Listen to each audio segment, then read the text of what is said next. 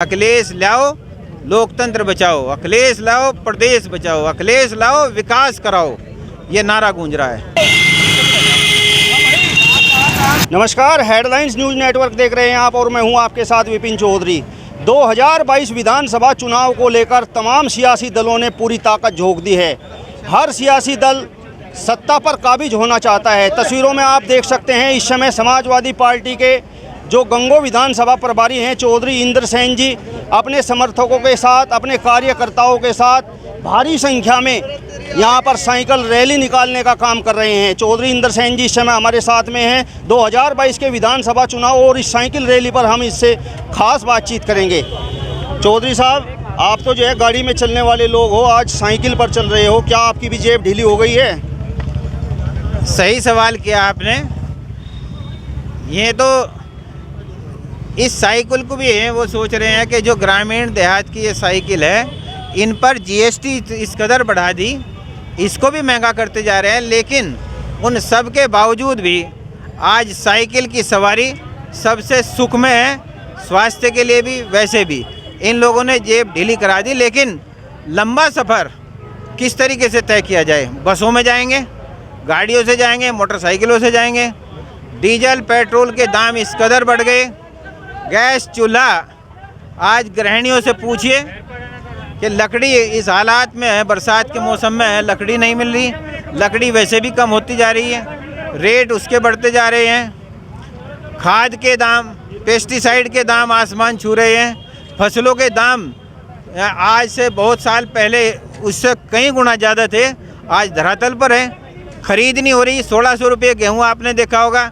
अब ये देख लीजिएगा 1900-2000 ये धान का रेट है, जो बासमती का रेट है। मोटा देख लीजिए पिछले साल क्या हालात हुए। और बिजली के दरें इस तरीके से बढ़ रही हैं। 2.5 रुपये यूनिट पड़ोसी राज्य में है, यहाँ 7.5 रुपये यूनिट है। 500 रुपये वहाँ पर नलकूप का है, यहाँ 2200 रुपये है। और चार्जिज अलग हैं, जो चार्जिज हैं वो अलग है। यहाँ रोड टैक्स भी है, टोल टैक्स भी है, उनके ऊपर सेस भी है। तो सारा का सारा जिम्मा जो है वो गरीब किसान मजदूर के लिए है। और बिजली मंत्री के आदेश हैं कि घरों पर पहुँचिए, 2 महीने का भी बकाया है तो घरों पर पहुँचिए।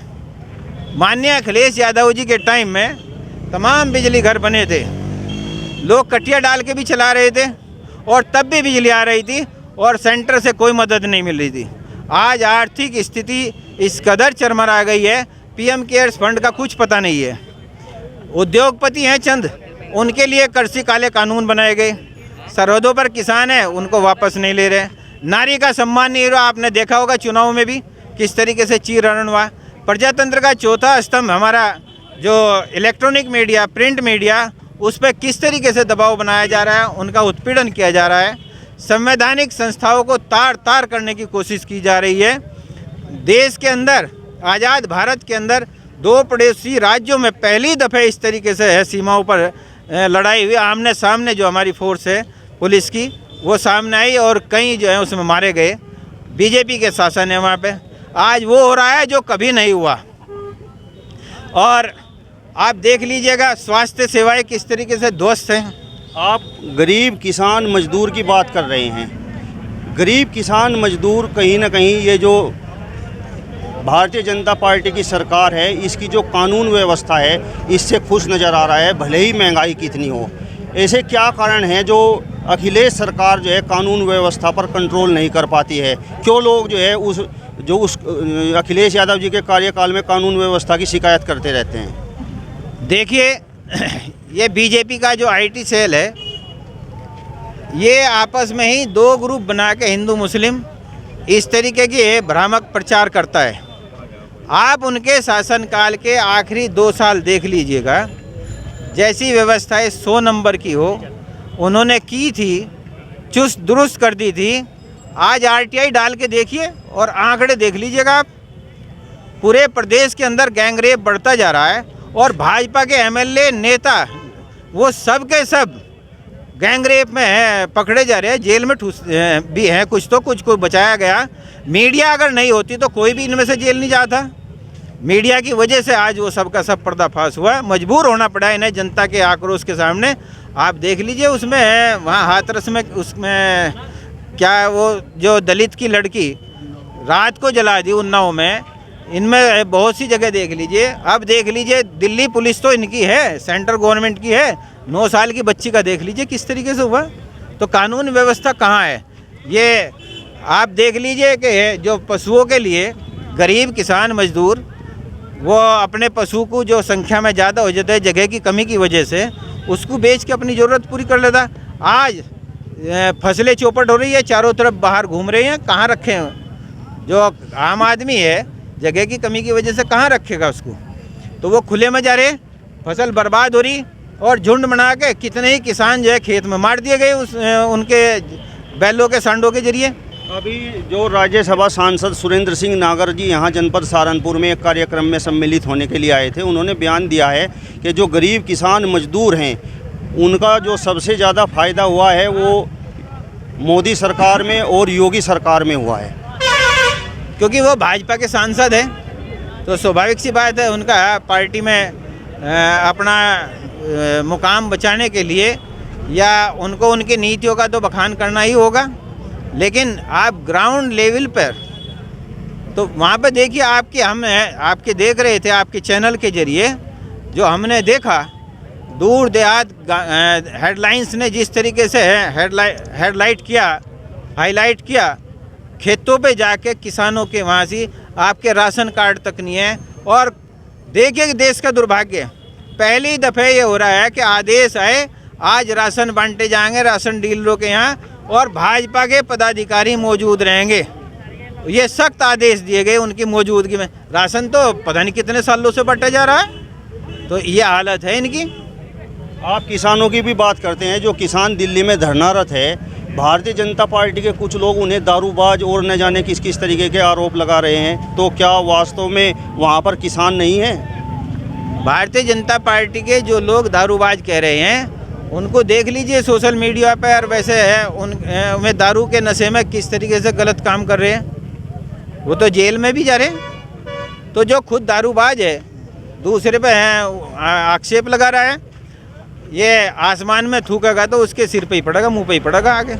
अच्छा, जिस तरीके से समाजवादी पार्टी का बेस वोट यहाँ पर मुस्लिम समाज को माना जाता है, ओवैसी भी यहाँ अब तैयारी में है और लगभग 100 सीटों पर चुनाव लड़ने जा रहे हैं, तो किस तरीके से आप देखते हैं, कुछ प्रभाव डाल पाएंगे या नहीं? देखिए, ओवैसी का तो आप लोगों ने देखा है, बंगाल में भी सफाया, उसमें कोई वो नहीं पड़ा। और जहाँ तक यहाँ की बात है जो आप बता रहे कि क्या सवाल किया था, ओवैसी 100 सीटों पर यहाँ पर चुनाव लड़ रहे हैं। और जो बेस वोट की बात आपने करी थी, समाजवादी पार्टी का हर वर्ग सर्व समाज का बेस वोट है। आज उस बेस वोट के बल पे ही माननीय अखिलेश यादव जी चारों तरफ से अखिलेश लाओ लोकतंत्र बचाओ, अखिलेश लाओ प्रदेश बचाओ, अखिलेश लाओ विकास कराओ, ये नारा गूंज रहा है। तो जिस तरीके से आज जनेश्वर मिश्र जी की जयंती है और उस पर ये साइकिल रैली निकाली जा रही है, तो कहीं ना कहीं ये कहा जा रहा है कि ये ब्राह्मणों को खुश करने की एक कोशिश है। क्या जनेश्वर मिश्र सिर्फ ब्राह्मणों के ही हैं जो इनका वो ले रहे? वो उसमें पैदा हुए और वो प्रबुद्ध है समाज है, उसका ब्राह्मण समाज का हम सम्मान करते हैं। आज भी हमारे यहाँ ब्राह्मण समाज के पैर जो है वो पूजे जाते हैं, और छोटे बच्चे को भी सराहने नहीं, उनका तो हमेशा सिर ऊंचा रहेगा, मस्तक ऊंचा रहेगा, उनके सम्मान में कोई कमी नहीं आने देंगे।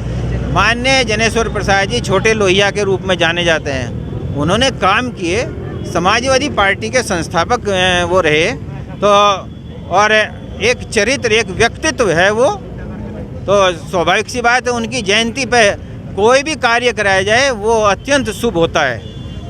आरएलडी और समाजवादी पार्टी का गठबंधन हो चुका है, और गंगो विधानसभा की यदि हम बात करें तो नोमान मसूद ने आरएलडी में एंट्री कर दी है। कहीं एक बार फिर से 2017 का वो इतिहास तो नहीं दोहराया जाएगा, और आप और नोमान मसूद की लड़ाई में एक बार फिर से भाजपा बाजी मार जाएगी? देखो, हमारी लड़ाई नोमान मसूद से नहीं है, हमारी लड़ाई भारतीय जनता पार्टी से है। भारतीय जनता पार्टी प्रतिद्वंदी है, और यहाँ पर गंगो विधानसभा समाजवादी की थी, समाजवादी की है, और समाजवादी के उम्मीदवार के रूप में हम चुनाव लड़ेंगे।